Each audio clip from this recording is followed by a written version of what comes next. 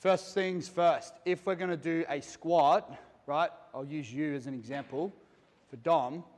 So what I'm going to do is take you guys through some mobility stuff, and then we're going to go through some activation stuff, and we're all going to do the activation stuff so you guys can feel it. So in terms of mobility, what are some things that we need to mobilize in a squat?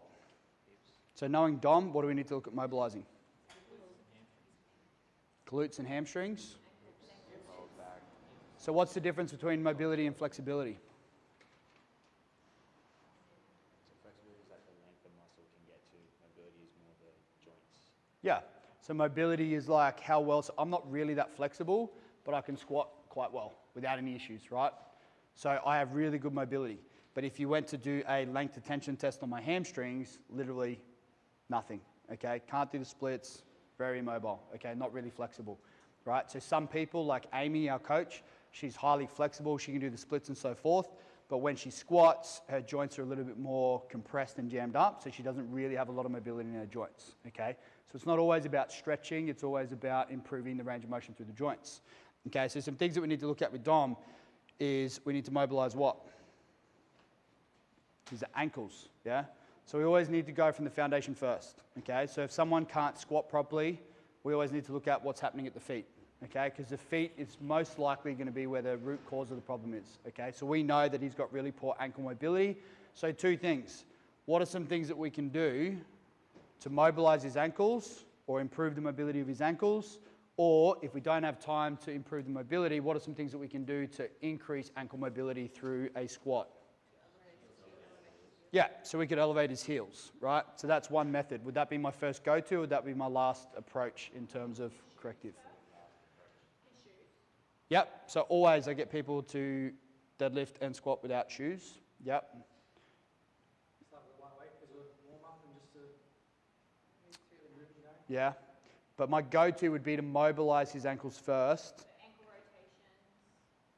Yeah, so like we'd go through and improve, which I'll go through some of that, but like the main thing is I'm not going to go straight to elevating his elevating his heels with plates. Okay, why is that?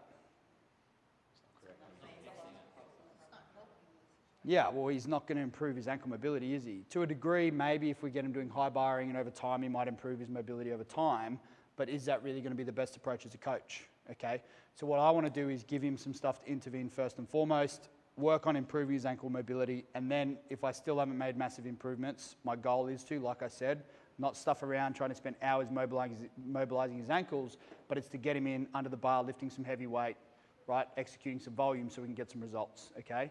But first things first, I want to look at mobilizing first. So, what are some things that we can do in terms of mobilizing the ankles?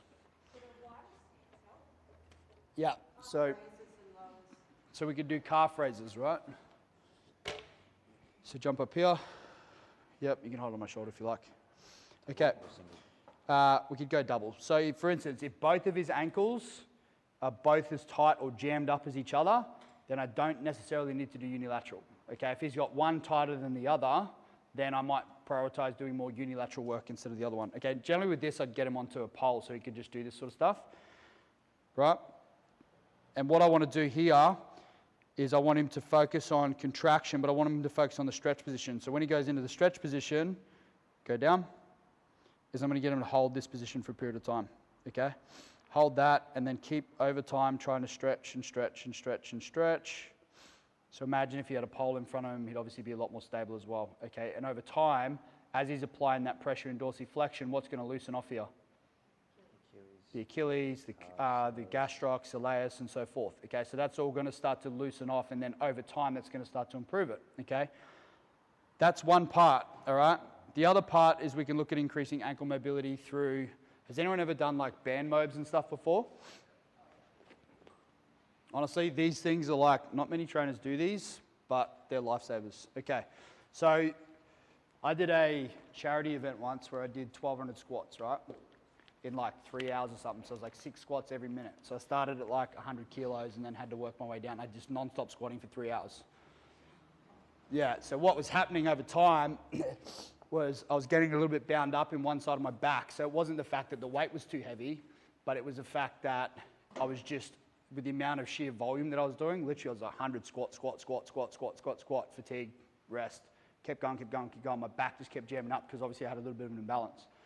One of the things that only kept me going, you got to come around this side, mate. So one of the things that only kept me going was I'd do a set of squats, I'd feel my back jam up, and then I'd literally jump down, do a band mode for like 90 seconds, come back out, keep squatting, squatting, squatting, squatting. That was the only thing that got me 3 to 3 hours. Nah. So come forward over this side. Okay.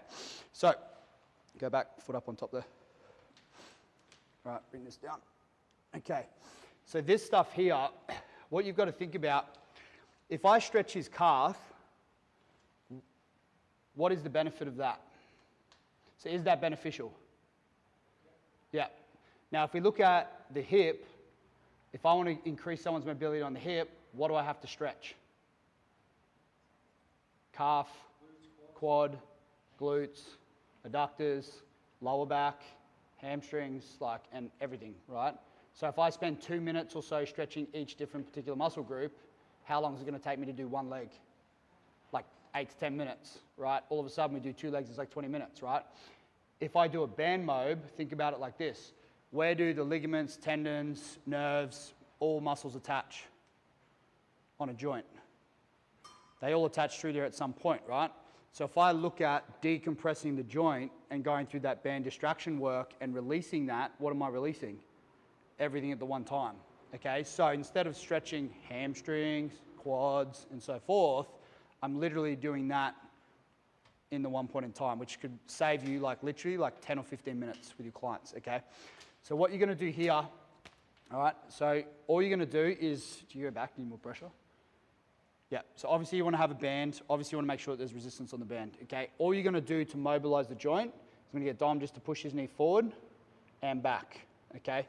All that's going to do over time is that band is applying pressure forward, so it's pulling that joint forward, and what it's doing is just helping that talocrural joint kind of release and mobilize, okay? So what I would do with my clients is I generally, in the first session, will show my clients some mobility work, right? I don't expect to spend my time in my session with my clients doing mobility work. Why? Because I stand here like this and do sweet fuck all right? Does he need me to literally do this? Not really. Can he grab a bench and set a band around a pole and put it around his leg? Pretty much, right? So the initial part is really just teaching him how to do it properly first, teaching him how to execute it, teaching him the tempo, how long he should be holding it for, and so forth. And then once I've gone through that, I'll write down what I want him to do. Keep going. Should the heels stay down? Yep. And then when he comes in, I'm like, Dom, before your session, I want you to come in for 15 minutes. I want you to do your ankle mobility work. I want you to do your hip mobility work. And I want you to do your glute and core activation work. Cool? Done. Okay? When he comes in 45 minutes, I've got 45 minutes to work with him on his squats, deadlifts, bench, whatever the frig I want to do. Okay? All right, change legs. No, just, are you right? Yeah. You good? Do you want me to hold your hand? Right? Okay. All right, so a bit lower.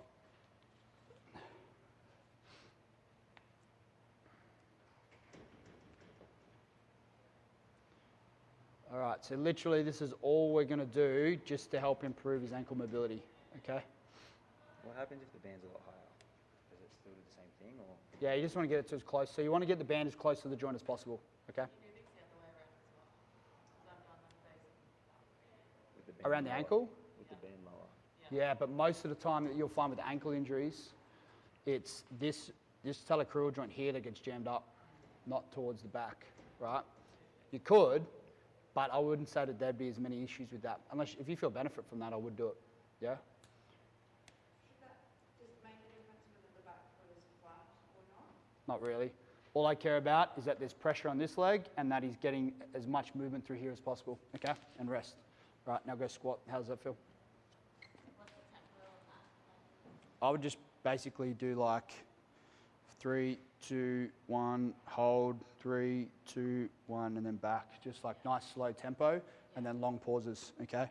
So do we want his heels not to be lifting at all when you... No. So it's slightly off? No. You want your feet to be flat. So in squatting, you'd never squat like this, right? Right? Unless you got your heels elevated, because you want to have, obviously, a firm thing. So same thing, right? As soon as someone's heels lift off, they're losing stability, they're losing contact with the floor, okay? All right, so jump down into a squat. All right. How does that feel? How's it feel? Yeah? Cool. So the way that I would look at this is obviously you've got to look at it like this, right? You're not going to fix him in like, bang, you fixed in 1 second, okay? So with these sorts of things, the way I would look at it is going, all right, Dom, I might get him to do 3 rounds of that each for like 90 seconds each, okay? Or 2 rounds for like 60 seconds or something, okay? Then what I might do is get him in squatting with me with his heels elevated so I can get him actually doing full range squats. And then over time, the more that he does it, it'll eventually loosen up and free up, okay? So you guys clear on that's the ankle mobility work? Okay. Now we're going to look at the hip stuff.